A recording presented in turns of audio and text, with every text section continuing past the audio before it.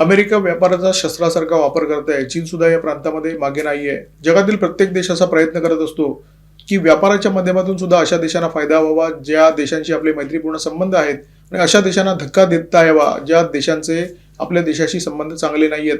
तुर्कीचे भारताशी असलेले संबंध अत्यंत बिघडलेले आहेत. ऑपरेशन सिंदूरच्या काळामध्ये तुर्कीने उघड पाकिस्तानची मदत केली आणि काश्मीरच्या मुद्द्यावर तुर्की कायम पाकिस्तानची तळी उचलताना दिसते. संबंध अत्यंत बिघडलेले असताना तुर्कीने भारताकडे गव्हाची मागणी केली. एकदा नाही तीन पत्र पाठवली. भारत सरकारला विनंती केली की आम्हाला गव्हाचा पुरवठा करा, परंतु भारत सरकारने ही जी सगळी विनंती पत्र आहेत ती केराच्या टोपलीमध्ये भिरकावली. तुर्कीच्या विनंतीला अजिबात प्रतिसाद दिला नाही. बरं, अशी परिस्थिती नाही की भारतामध्ये गव्हाचा साठा नाहीये. भारताकडे गव्हाचा भरपूर साठा आहे. जगातील अनेक देशांना गहू पुरवण्याचं काम भारत करत असतो, परंतु तुर्कीला मात्र भारत कणभर सुद्धा दाणाभर सुद्धा गहू देत नाहीये. भारताचं परराष्ट्र धोरण एकेकाळी जगामध्ये अत्यंत मवाळ मानलं जायचं.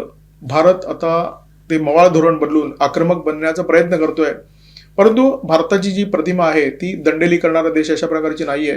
असा देश जर व्यापार करताना राजकारणाचा विचार करू शकतो तर मुळातच दंडेली करणारा चीन सारखा देश चांदीचा वापर कशा प्रकारे करेल हे जगातल्या सगळ्या देशांना ठाऊक आहे.